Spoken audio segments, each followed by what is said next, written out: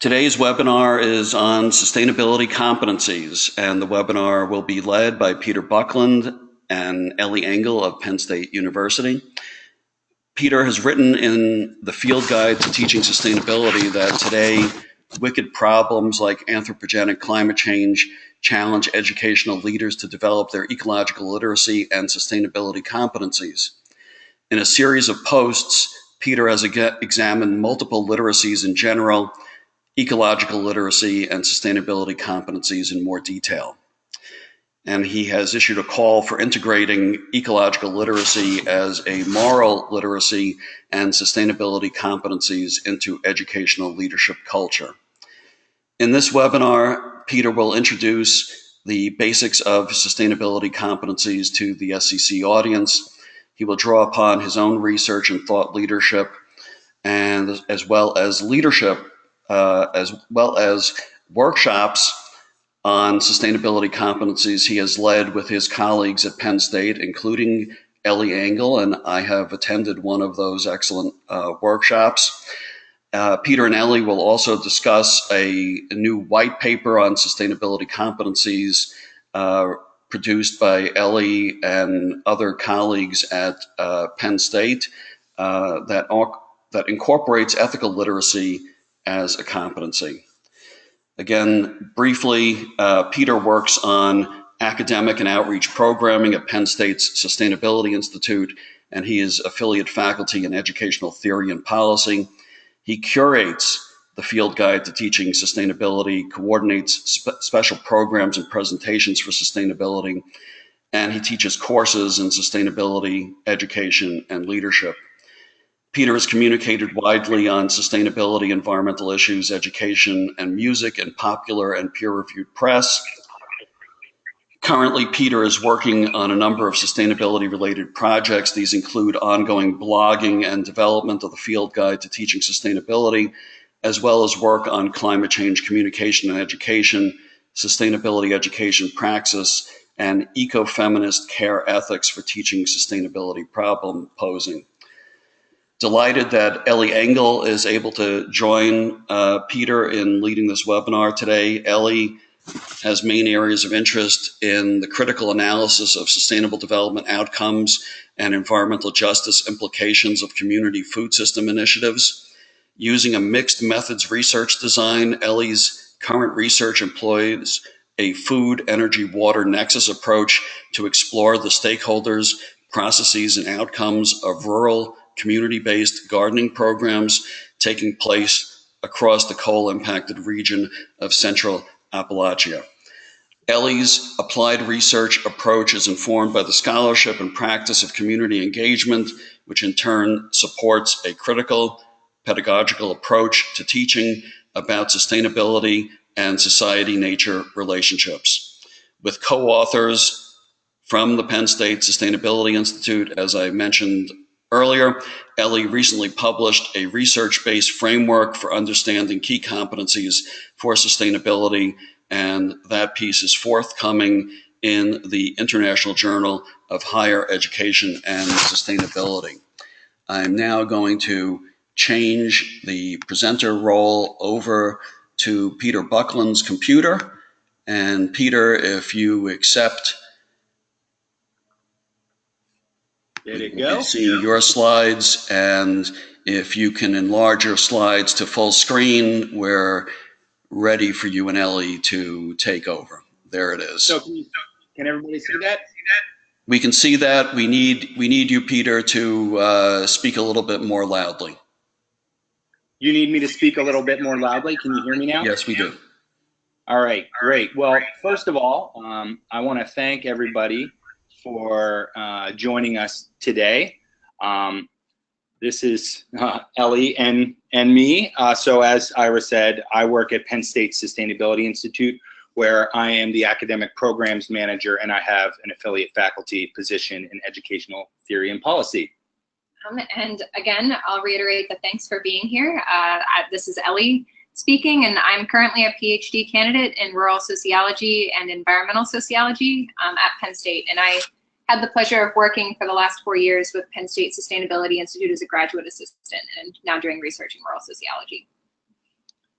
So what we hope that you get from today are some basic things, an understanding of what sustainability competencies are or could be, and how they can be identified, an understanding of the relationships between the sustainability competencies, an acquaintance with a competence-based tool for designing sustainability curriculum that Elly and I have used ourselves and are happy to share with you through the Sustainability Curriculum Consortium, and a desire to learn more and help sustainability education theory and practice to mature. We just want to give you a little bit of background about how we got to this point. So we work at Penn State, and we are a very large, comprehensive land grant Research One university. We have about 93,000 students at 23 campuses across the Commonwealth of Pennsylvania and the Hershey Medical School. There are 13 colleges at University Park, which is in the center of the state. We have an operating budget of about $5.7 billion, which is larger than 40 countries in the world. So we are a really, really big institution. And we do have quite a bit of expertise across all disciplines and luckily between disciplines. And I think especially relevant are the expertise here in food, water, and energy. So our newest strategic plan has considerable support for sustainability within it, especially between and across these 5 key areas. And you can see that one of them is stewarding our planet's resources.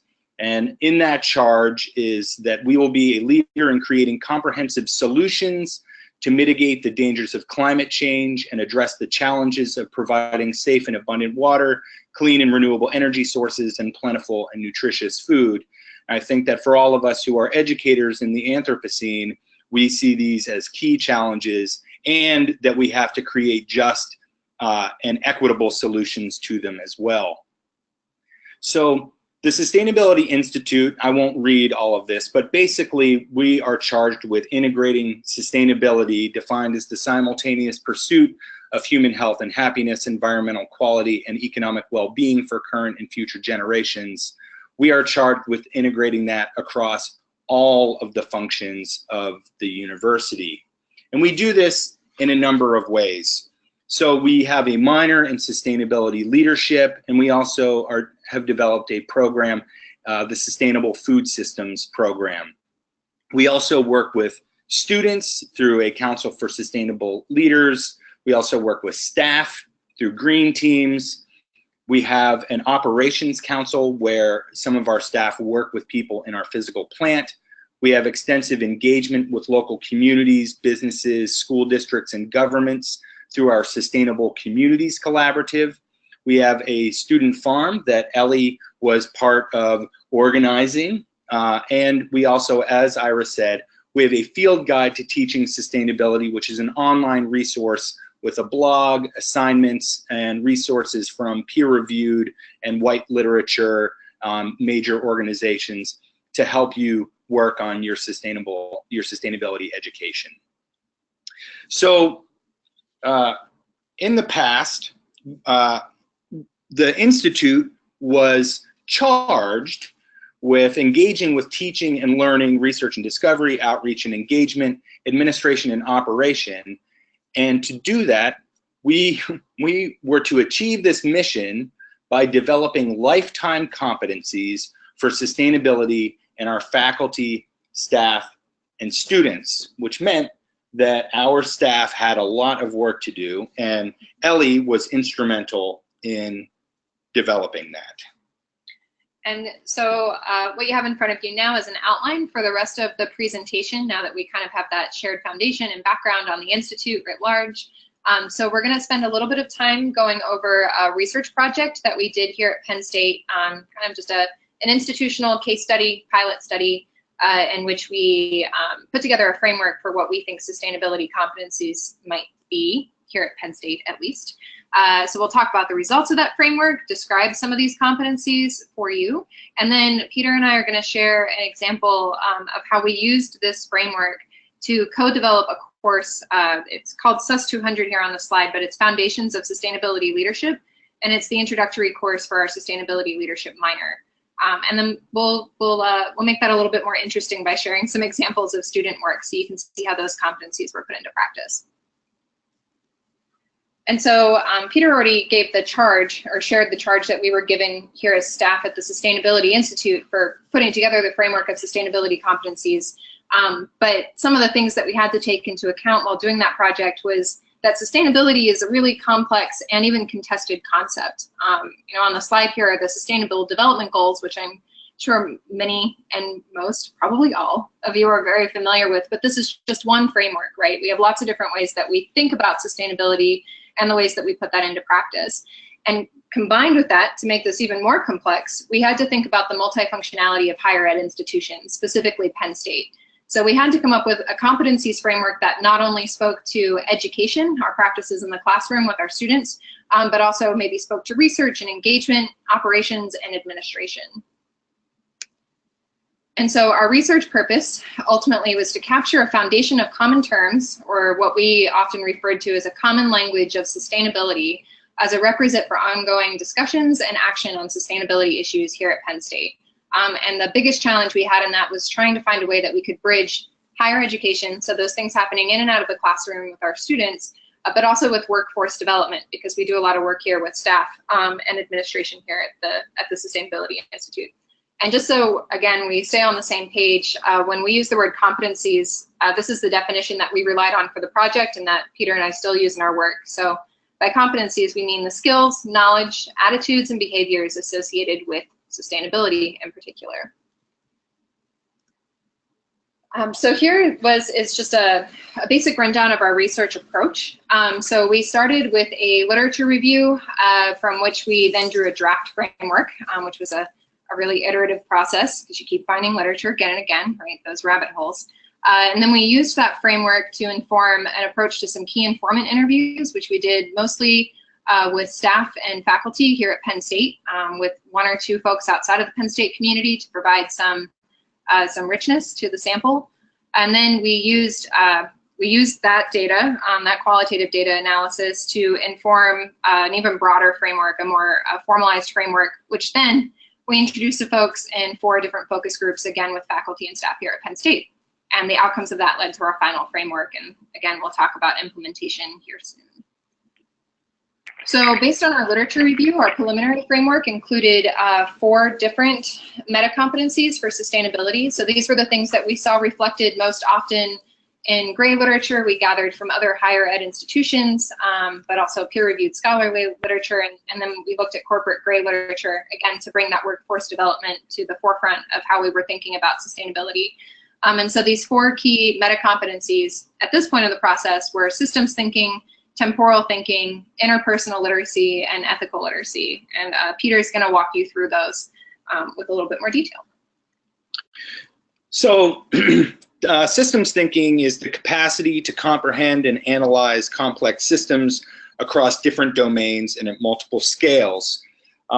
And it's interesting looking back through what we might even consider to be sustainability literature. You can find systems embedded in the first discussions of ecological literacy, which is sometimes used synonymously with sustainability literacy. And you can find it actually in an appendix of the book Dune, if you're so interested. And so this competency encompasses the understanding of interconnectedness and ripple effects, including the fact decisions in one realm necessarily affect other realms. This systems thinking competency allows individuals to analyze multiple objectives and outcomes as part of decision making. So we have up here just as an example of for thinking about systems and something that we can do with students, or that, for example, I've done with staff and faculty in our College of Nursing, is how we would explore the system of a single-use plastic water bottle. And so a systems thinker, as you know, would look to explore the physical and mechanical facilities, the infrastructure to make bottles, the consumer, corporate, and advertising cultures and industries, that generate demand, the political, the market, the policy regimes that regulate or don't regulate their sale and distribution, and then the impacts and interactions with abiotic and biotic systems. And then the synergies between these systems. It gets very complicated very quickly, but part of what we find necessary is that we take the time to go through systems and look at them and their interactions. And those interactions, that requires temporal thinking, the ability to understand and draw upon past states and narratives and to anticipate future societies, environments, and situations. Other frameworks have characterized this, such as Wieck's framework, as anticipatory or future thinking, but we found that temporal allows for the consideration of past and future scenarios. And so a temporal thinker who is exploring the creation of water bottles and their impacts would or could naturally begin at the point of extraction of petroleum, natural gas, on through the refinery process, and then into the bottling process, including water extraction, the consumption. He looks so refreshed, doesn't he? And of course, their waste and disposal, and then look at the impacts and interactions throughout. One of the most, the key findings, and this is cut across all of the literature, is this ability for interpersonal literacy, the capacity for comprehending, motivating, supporting, relating to, and communicating across a diverse range of individuals, networks, political systems, and other organizations. And that is quite a mouthful, but certainly the ability to frame things and also develop personal understanding, the development of empathy. Empathy is very consistent across the literature, and that interpersonal literacy fosters mutual understanding and acceptance across diverse groups of stakeholders. And I'll just quickly put in a plug for the work that Katja Brundiers is doing at Arizona State University, particularly on this kind of literacy. She's developed a course, and I would suggest that people follow up on her work.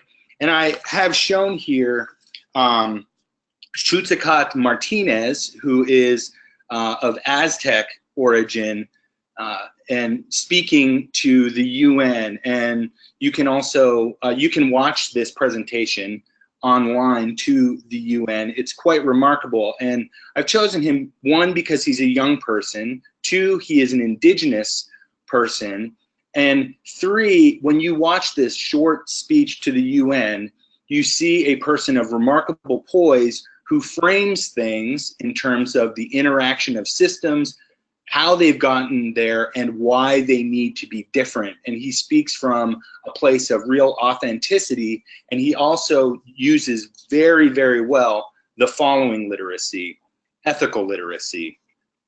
This is the ability to identify, assess, apply, and reconcile values and goals in the context of sustainability. It requires that people develop sensitivity to moral and ethical issues in and across evolving systems, develop their moral reasoning, and develop their moral imaginations. So it's also the case that what we have to do is help our students, staff, ourselves, learn to spot possible issues of right and wrong and the gray area in between. And this relies, in my work, heavily on the work of Nancy Tuana and her article from 2007 on this.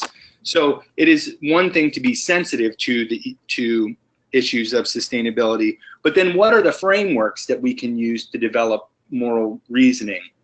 So, you know, using a standard utilitarian framework can get you one sort of approach. Elly and I have together been very fond of working with an environmental justice framework. an eco-feminist ethic of care will get sort of different views on it, but all of them can help you both spot issues in the system and across the systems, and then develop moral reasoning and why something may be, quote, well, be right or wrong, and hopefully incite our students' moral imaginations. And Elly's going to talk about imagination in just a moment. So on this slide, it's just kind of a really brief summarization of some of the most important findings that came out of our case study project here at Penn State.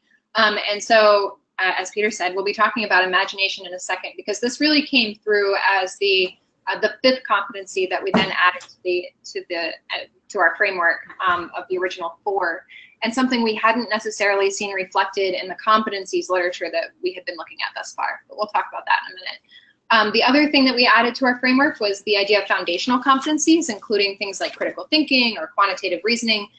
This came through particularly strong in our focus group meetings, where we had folks that were representing different units and disciplines here at Penn State, that I think were trying to see how they themselves and their skills that they were teaching in the classroom or that they put into work in their own research or practice, how those really fit into the sustainability meta-competencies framework writ large.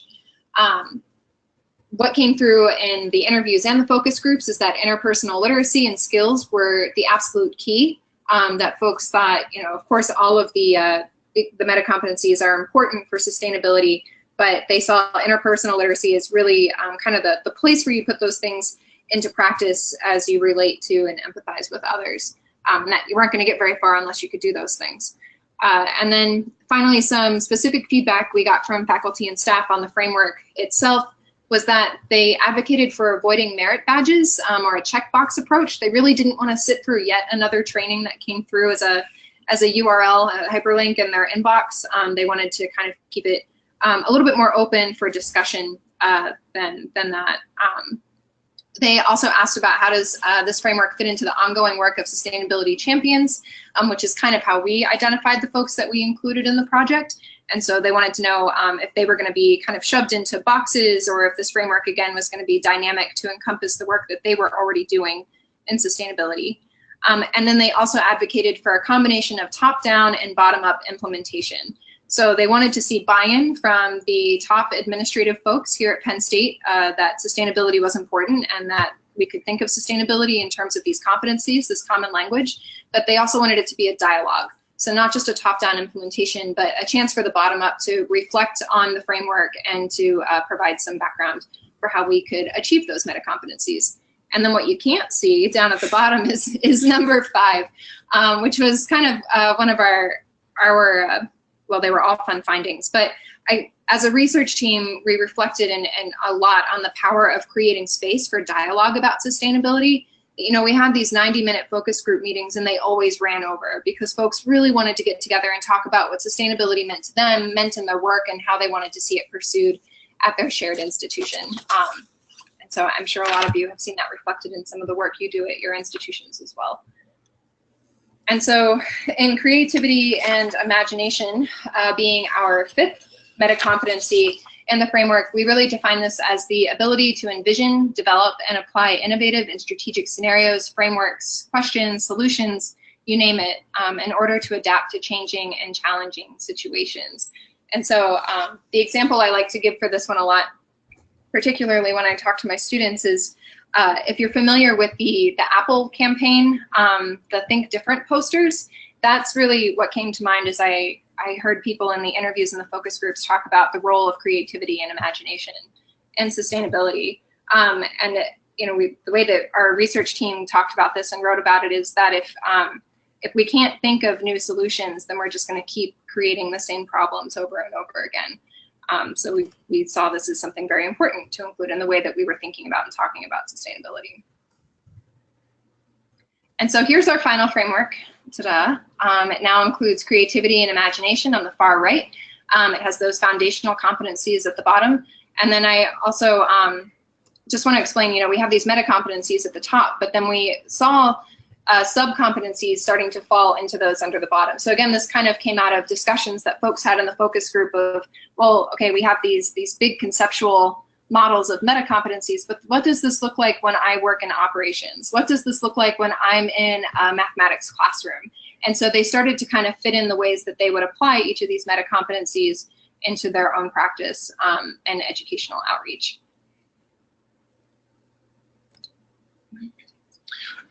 Yeah, so one of the things that you may notice is that we do not have the strategic competence, which comes from the Wieck article, and I think is really sort of a linchpin of their work.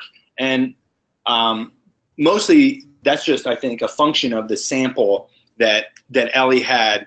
I would say that we think that this is likely a key competence, and we certainly don't want to overlook it, because it is the ability to collectively design and implement the interventions, transitions, and transformative governance strategies toward sustainability. So it requires the intimate understanding of strategic concepts like intentionality, systemic inertia, etc., to create those systematic interventions. And in a way, you can see that the possibility of the merging of creativity and imagination with strategic competence. I think one of the things that creativity and imagination opens up for us that doesn't come through in some of the other literature is how the arts, humanities, and existential explorations come about, and that these two things are not mutually exclusive,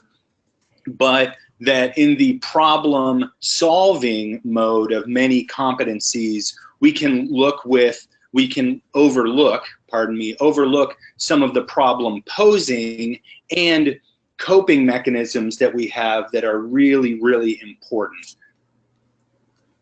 And so through the conversations that Peter and I have been having about these competencies, and specifically where does the strategic competence maybe fit into the model that we've been operating from, we added it here to the framework, kind of in the form of these green arrows that you see moving all over the framework now, making it even more complicated. But really the strategic competence for us is about how do we put these into practice, whether it's through these sub-competencies or integrating these foundational competencies here at the bottom of the model. And then how do we get the competencies to relate together? How do we put into practice creativity and imagination through our interpersonal skills or literacy? How do we combine thinking about systems as well as systems over time through temporal thinking? All in an ethical manner, of course, by whatever frame you operate. And so this is just, I'm not going to read this table. We kind of just wanted to put this in here as a resource that folks can refer to later. But this is just a rundown description and justification of each of these, the 5 main meta-competencies that we had in the framework for you to refer to later. Great. So now what we'll do is we're going to describe our work on our course, Foundations of Sustainability Leadership, which is a requirement for the Sustainability Leadership minor at Penn State. Elly and I, luckily, we inherited this class last year, and we decided that when we were planning for it and doing a significant revision, that what we would do is really use the competencies as a way to develop the class so that we were being as planful as we could through our units, our assignments, and the materials that we used, and then we would be able to see them. And so just very quickly, the class is designed to introduce our students to the concepts of sustainability, leadership, and equity. So already there we have a moral frame. We will explore the interconnected and evolving issues in food, water, biodiversity, energy, and climate, and how ethical and imaginative people can work together to deal with them. We do have 4 learning outcomes, which I'll share with you. We want them to be able to define a concept of sustainability and explain their conceptual evolution. We want them to be able to describe major sustainability challenges at multiple scales, their causes and their relationships, and describe the quality and skills of effective and ethical leaders. And finally, to describe how they can address sustainability in their personal, civic, and professional lives. So what and this is really Elly's wonderful organizational genius at work. So having worked on that paper and then planning the class together, she, I guess but really she made the depiction work. You know, so how do we take our units, relate them to the emphasized meta-competency or meta-competencies, and then what are the methods that we would use to do that, so that we were ensuring that we were meeting our goals as we planned. And I'm not going to run through all of these because it would just take too long, but it's just to show you that by drafting through this and relating all the time what it is you're doing, and what you're trying to emphasize, and then how that's coming through, that you can really create a set of assignments and units that suit your learning outcomes and that are very consciously developing the 5 competencies, or we could now add, I would say, the strategic competence as well. And we will talk about the final projects and reflective essays in just a moment, but I think at the bottom here, you can even, if you really want to geek out on things, you can use this to say, well, okay, so I'm doing it, but how much am I doing it? I suppose you could even Likert scale it if you wanted to. Yeah, and I'll just say the slides that Peter just shared, we also have saved as a worksheet for folks where we kind of go ahead and remove all of our own assignments or units from just one course. And if anybody's interested in having that tool in hand to maybe map out a course that you're teaching or thinking about teaching, our contact information will be at the end of the slides. And I'll say I've used this already with folks in developing new general education requirements at Penn State that are interdisciplinary, and the feedback I've gotten from those faculty is that it has been really helpful because it makes them very conscious about what and how, what they're doing, what their goals are, and how they're going about doing it. So the next part, and really kind of the last part of our presentation here, will be providing some examples of words and work directly from our students. We're going to look at 2 assignments in particular, reflective essays, and the final case study project that we had our students do in our Foundations of Sustainability Leadership course. Hopefully so that you get a sense of how we assessed, at least informally between ourselves, how we were seeing these competencies play out, so that we knew that we were doing what we said we were going to do. So for the first one, the reflective essays, these were short, maybe 350 to 500 word informal journal assignments that students were required to do approximately every other week. The purpose was to critically evaluate and reflect on recent, well, the purpose for students was that they critically evaluated and reflected on recent class materials and concepts. So for us, it was kind of a comprehension check and also a reading check. We wanted to make sure they were drawing in things from the things that we had been assigning, especially if we had run out of time to talk about it in class. We assessed each of these essays for responsiveness, content, organization, and writing mechanics. And these came out to be about 20% of the final grade. And the competencies we were hoping to achieve through our worksheeting of the class were all of them, of course. Right? Systems thinking, interpersonal literacy, ethical literacy, creativity and imagination. And I would argue, maybe depending on the reflective essay, temporal was in there too. Yeah. So here's an example from one of our students. They had to respond to the question, from your personal perspective, what are some of the greatest ethical challenges associated with climate change? And this question came after a unit where we talked about climate science and climate justice. So kind of the natural science side of things, as well as the social science and humanities implications of climate change. And so this student wrote, I don't know if I want to read this whole thing, but I will because it's fantastic. As far as the biggest ethical challenge related to climate change, I'm going to interpret this question in a way that may not have been intended. The biggest ethical problem with climate change is getting the public to think of it as an ethical problem. I don't think the public in the United States thinks about how climate change affects everyone around the world. As people, we tend to be very self-focused, and it can be hard to think of how your decisions affect others, especially when climate change seems so distant. Since we indirectly cause it, it is even harder to feel like you have a moral obligation to stop it. And then the student goes on to invoke some lessons he had learned from a guest speaker, Seamus McGraw, who we had come to class and had actually used his book, Betting the Farm on a Drought, as the required textbook, so to speak, for the course. And so how the student ends this reflection is, I don't blame the public, though, because it did not even come close to grasping the ethics of climate change before taking this class, and I probably still have more to learn about it. So yeah, so reflected in this, we saw systems thinking, temporal thinking, interpersonal literacy, and ethical literacy. So we asked another question: who or what inspires you, and how can you lead for sustainability? And I should just say that these examples are, of course, really quite good examples. And both of these students were freshmen when they wrote these. So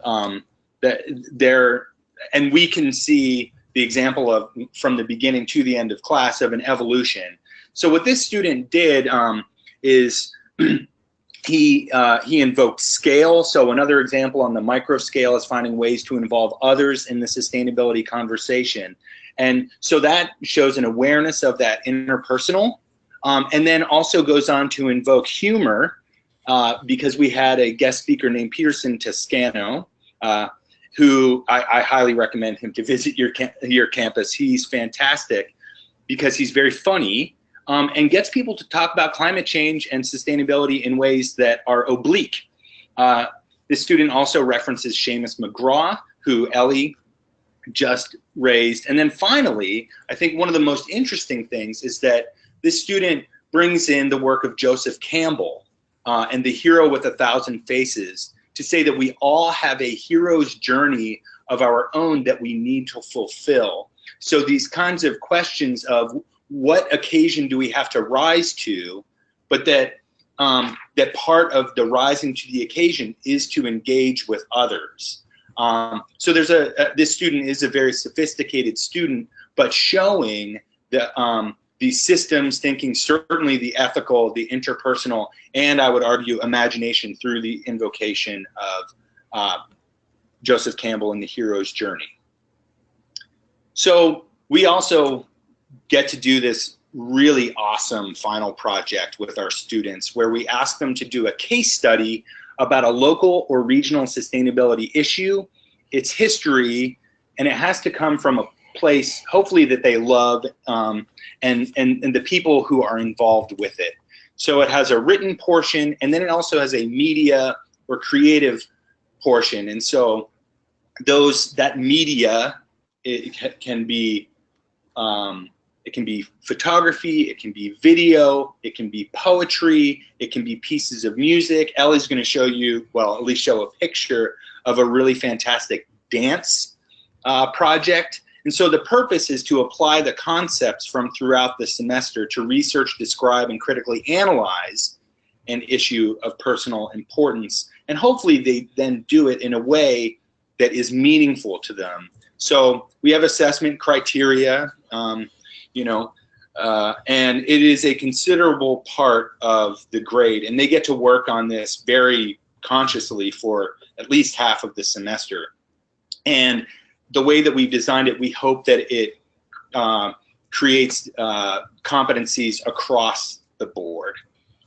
So this is one example from a student who became very interested in urban sprawl in his hometown, Swarthmore, Pennsylvania, north of Philadelphia. And I'm going to read all of this. Ultimately, I think the issue boils down to two fronts: the power of the individual and the power of the market. While the individual appears to act freely in their choices, in reality, they are limited by the possibilities and trends the market offers. Stephen Lukes, a political and social theorist, explained this as the most subtle yet manipulative way of exercising power. We think we are making our own choices about where we want to live, when in reality our choices are limited and guided towards sprawl. Can we truly criticize our neighbors for driving to work every day in their gas-guzzling SUV when oil prices are lower than their true cost and public transit is dodgy? There must first be a recognition of the market forces and who is creating them. government subsidies and strict zoning laws that prevent mixed-use planning must be addressed. Now, this is toward the end of a really thoughtful piece that is laid out really quite beautifully in an online blog, and you could actually search this and find it online.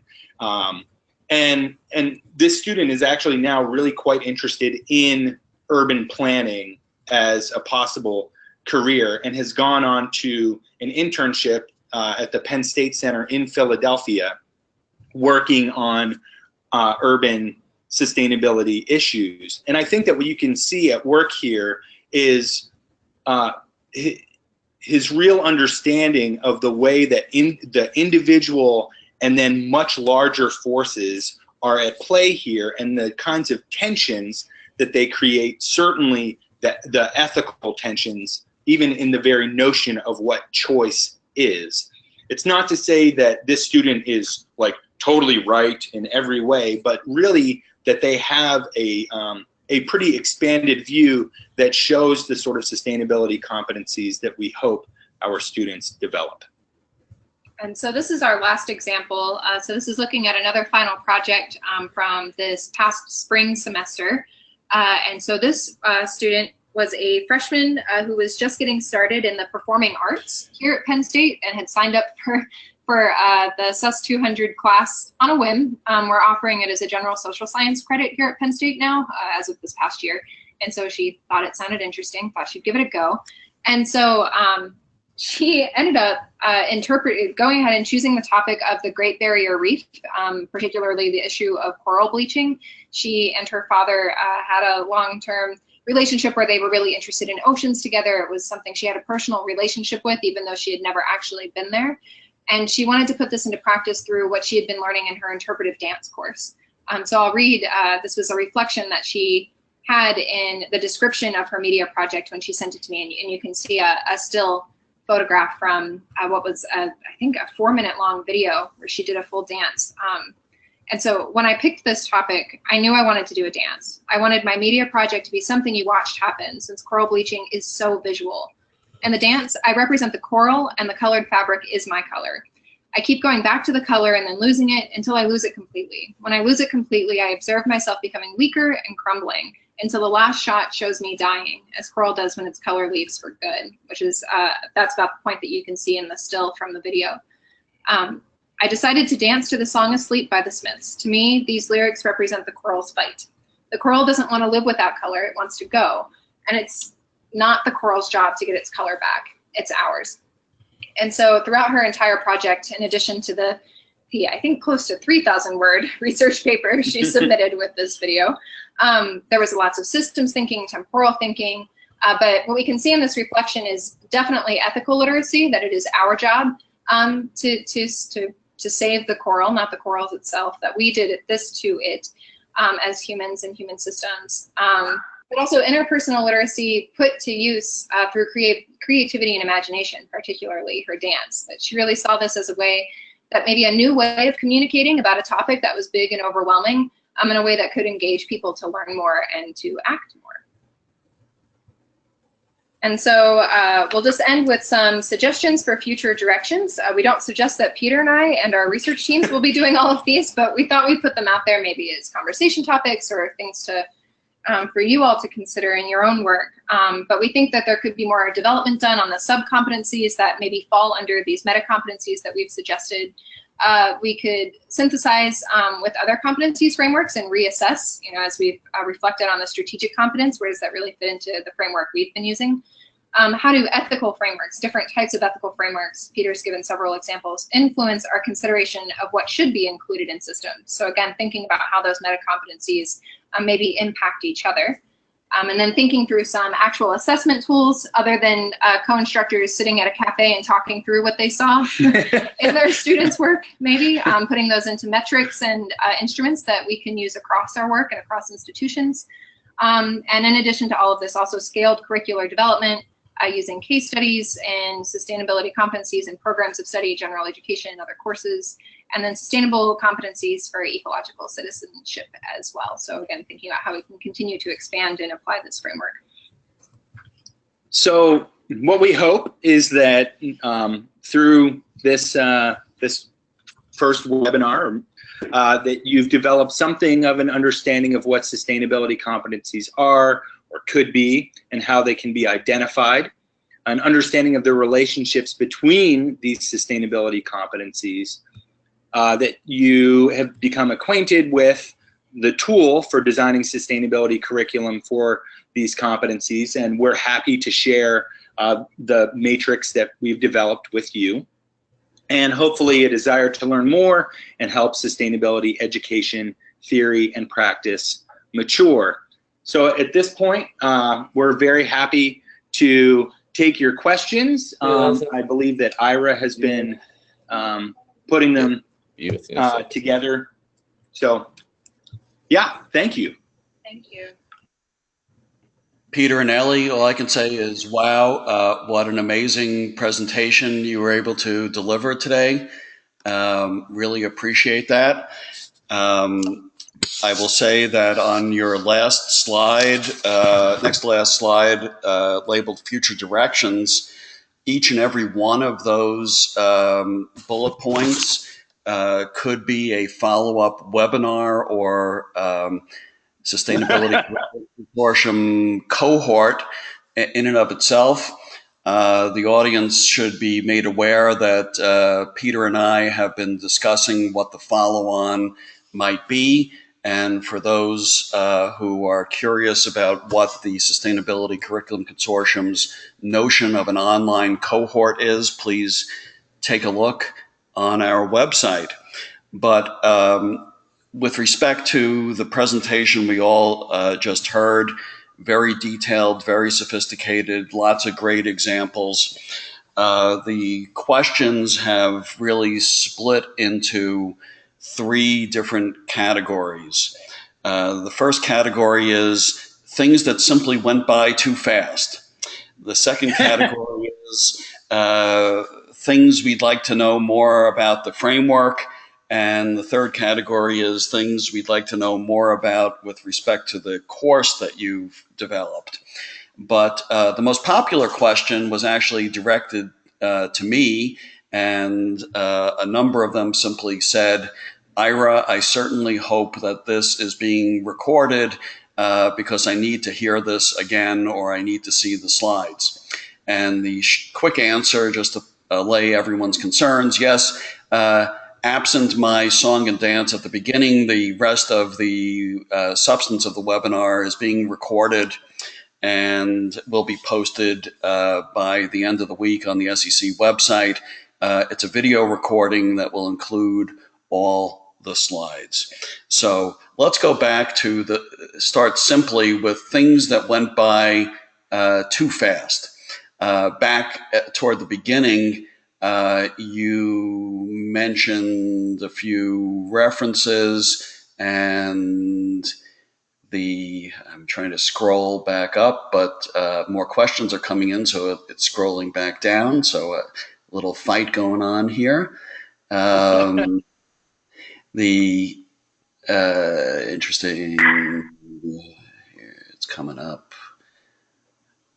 Ira, I think I saw some of that. So maybe the names of the folks that Peter mentioned as he was going over the different competencies, like the speaker.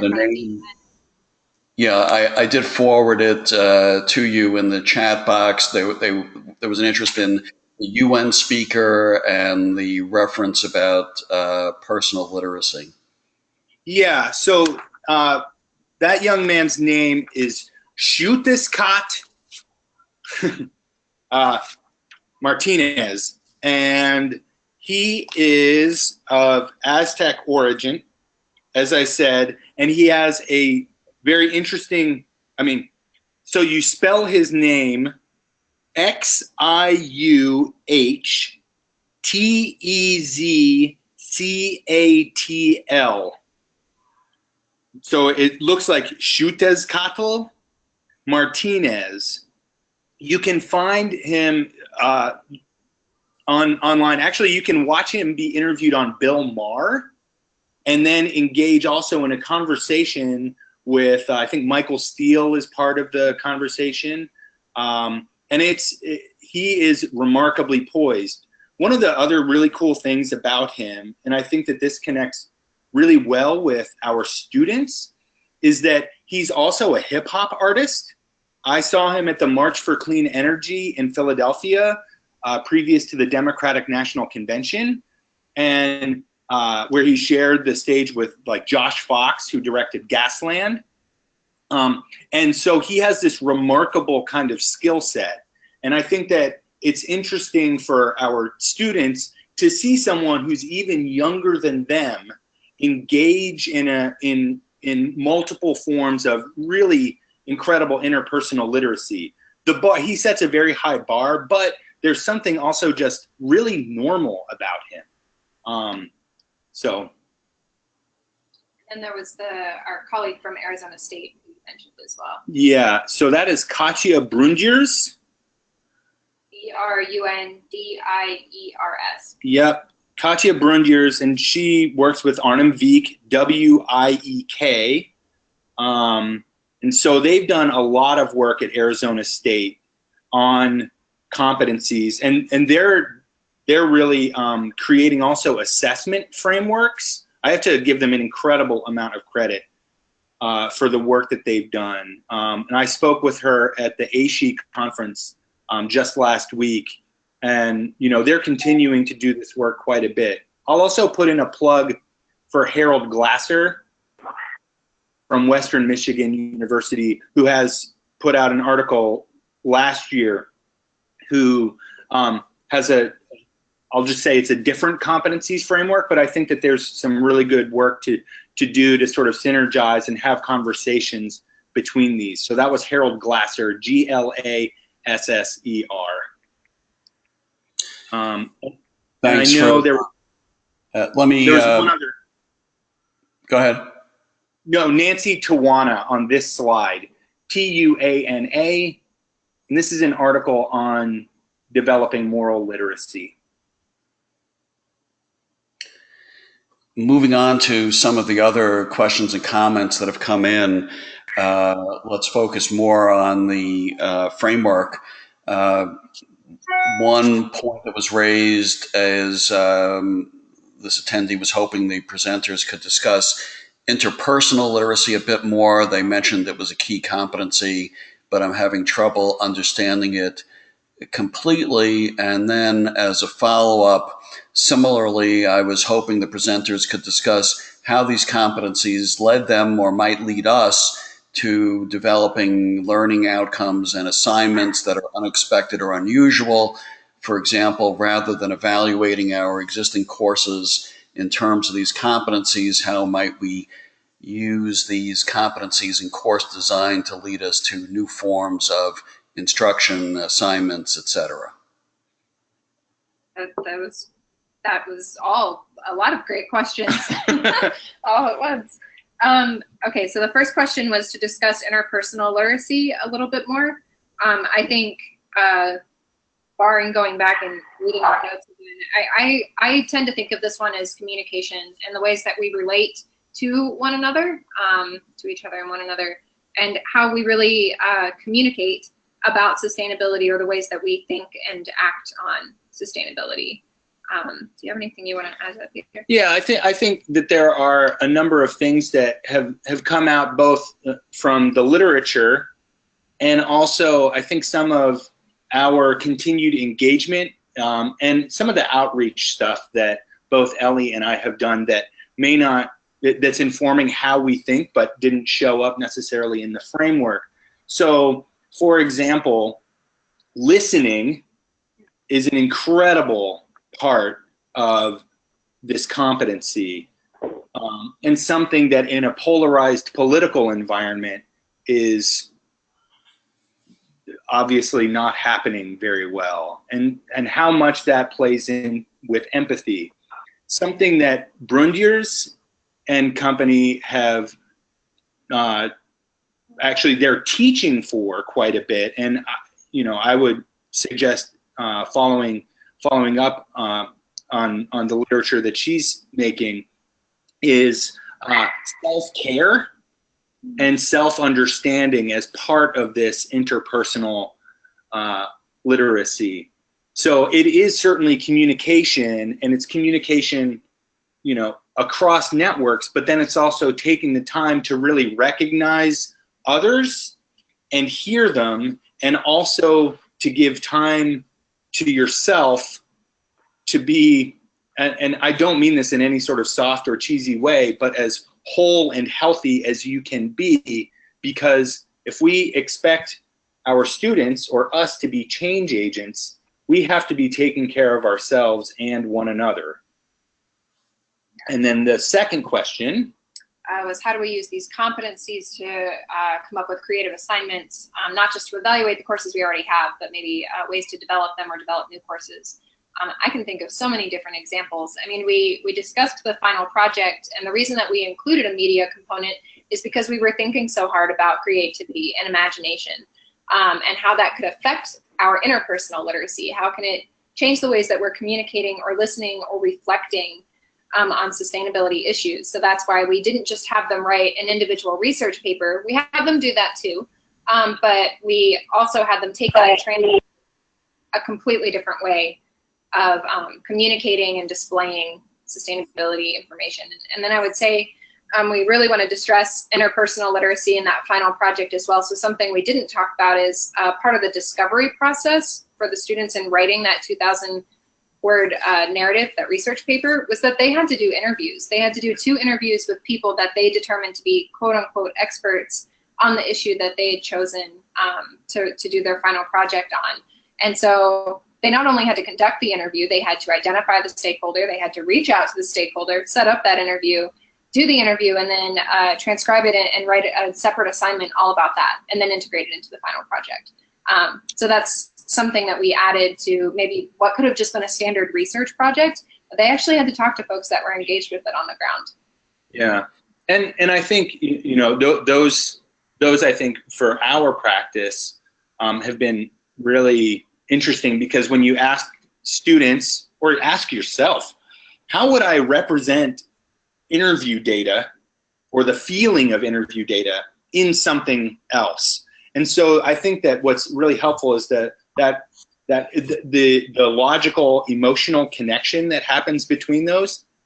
A student who will actually engage in it will do something that helps them grow as a person. So that's one thing. The other thing, and this is, I have 2 degrees in music, and I've been playing music since I was a little kid. And so one of the things in doing this kind of work and working with students, it's really gotten me to interact with art and music in a whole new way. And I love sharing that with my students and asking them to look for those things too. I haven't made a big assignment out of it yet, but what it does is they start looking around for, well, when I'm listening to songs, what am I finding in the songs? And that's really fun. And also sort of not like a curricular assessment, you know, and which can make it more authentic for them and for us. What I'd like to do, Peter and Elly, at this point is tee up one more question about the framework, then give you a cluster of questions that are specific to your course, and then an opportunity to wrap up. So the further question about the framework, which just bounced out of my window as even more comments come in, and I will copy the box and send it on to you. The comment on the framework is, I'm curious to what extent you see your framework as guiding students in the direction of these competencies, as opposed to these being competencies that naturally arise from the topics themselves. So they do naturally come from the topics themselves, but it's really a question of emphasis. So when you engage with an issue like climate change, which is a super wicked problem, where you engage it is and how is really important. Asking the question, like asking why is there climate change, isn't just a simple question. It's a question of human behavior It's a question of perhaps human nature. It's a question of geophysical forcing. So we can focus on why is climate change happening because of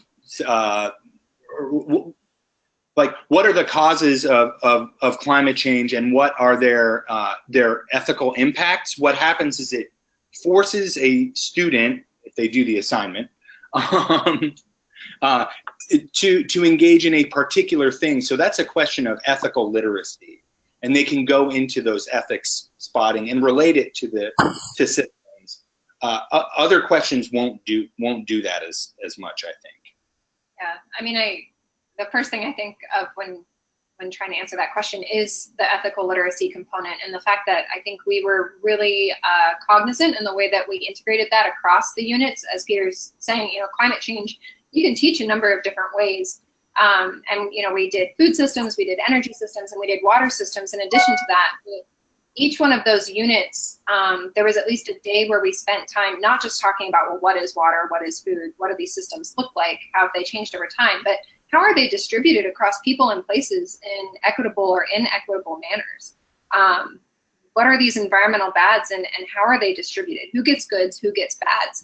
And I, as a student with an undergraduate degree in environmental science, I can say in my environmental education before graduate school, we never asked those questions.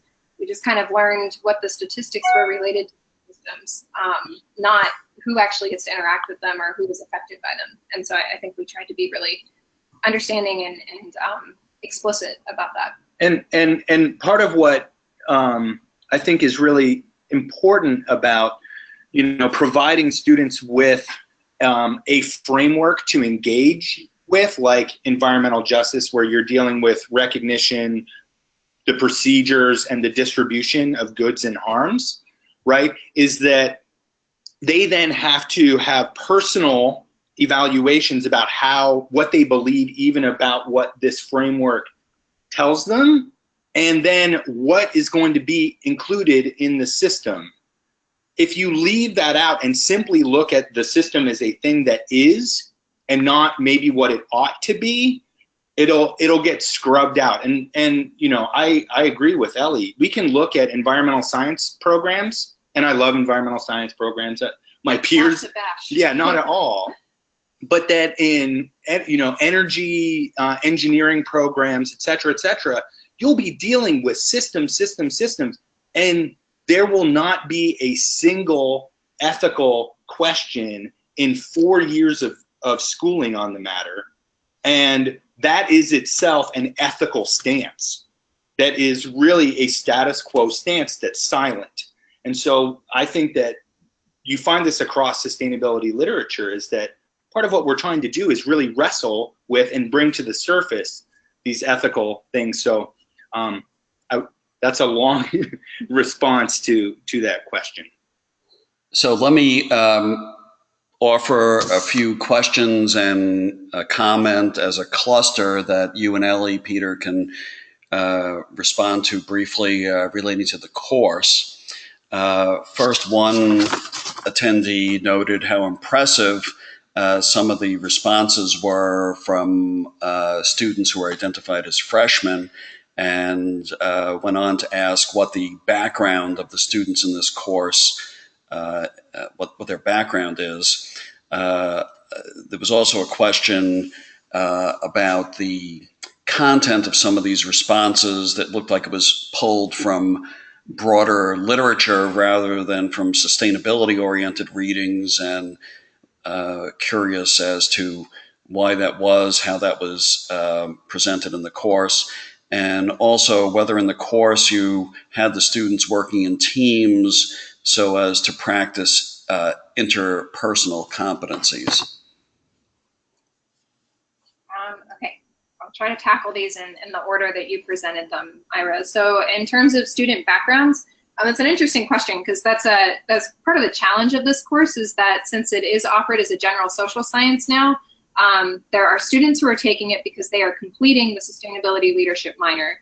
And then there are students who are just taking it because it fit into their course schedules or sounded interesting. So we had students from freshmen through super seniors, and from all over campus. I know we did a diagram once where we looked at what colleges were represented in. I think it was all but one or two. Yeah, we didn't have I don't think we had an IST person. Oh no, we had lots of IST. Oh yeah, because it was computer engineering. Yeah.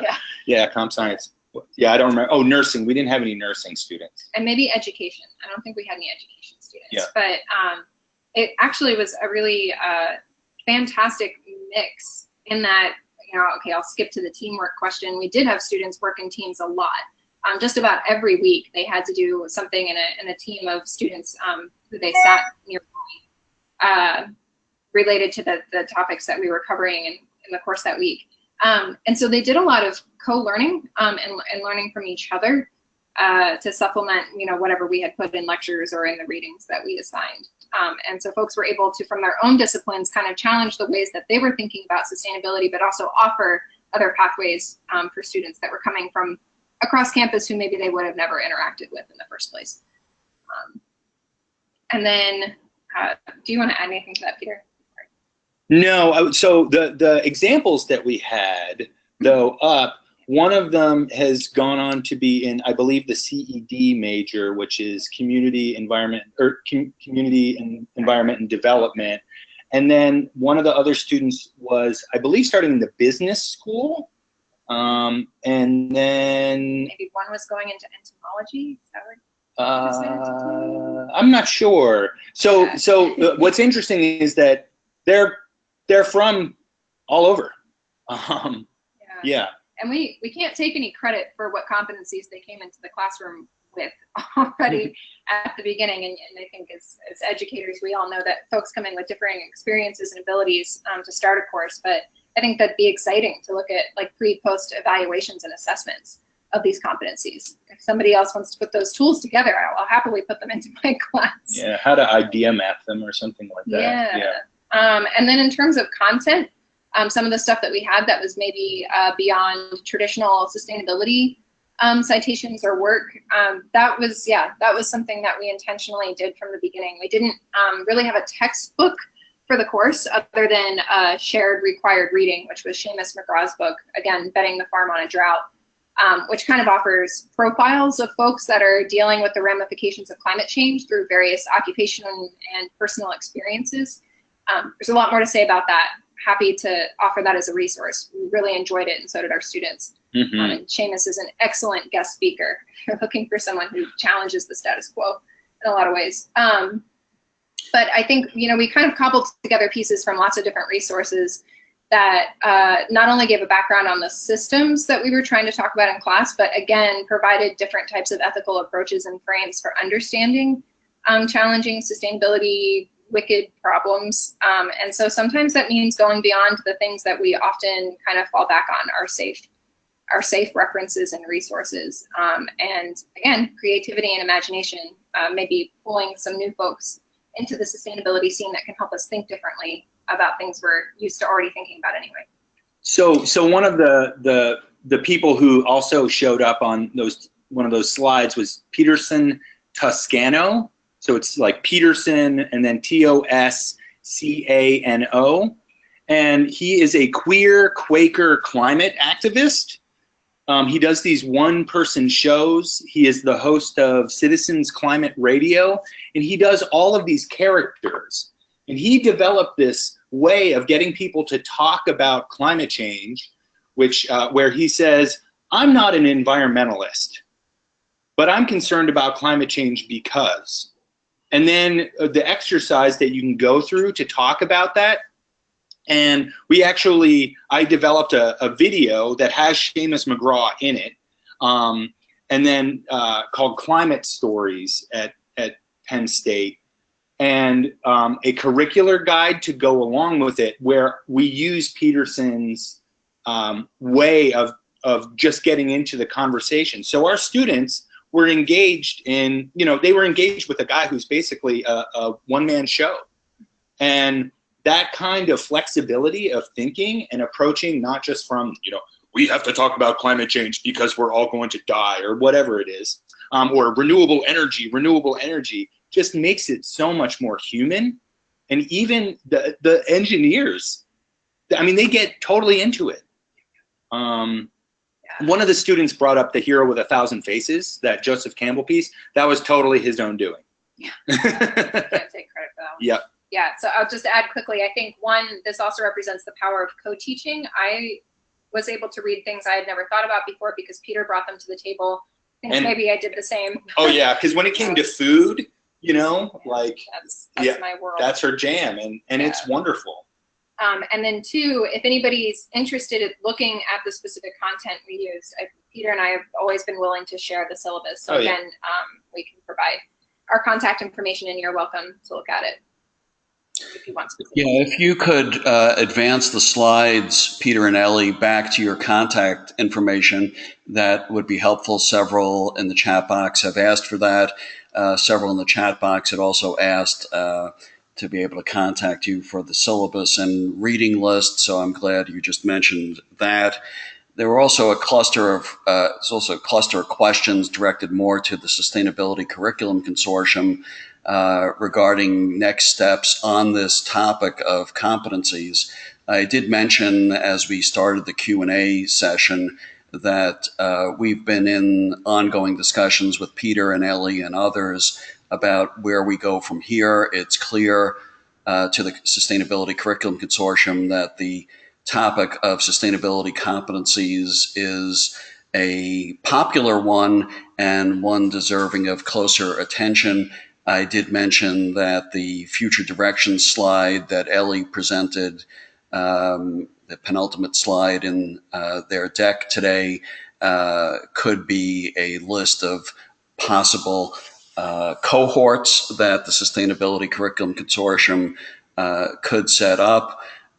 We haven't reached closure on exactly what we're going to do next, but rest assured there will be further activities in the form of webinars or online cohorts, which are basically deeper dives over a period of weeks where we group together faculty members from different institutions who are interested in following up with session leaders like Peter and Elly in a more focused way. So please check our forthcoming newsletters and websites for more information on that. With that, Peter and Elly, I want to give you a final opportunity to wrap up. And again, on behalf of all the attendees who are passing along their glowing praise to you and the Sustainability Curriculum Consortium, thank you so much for sharing this great presentation today.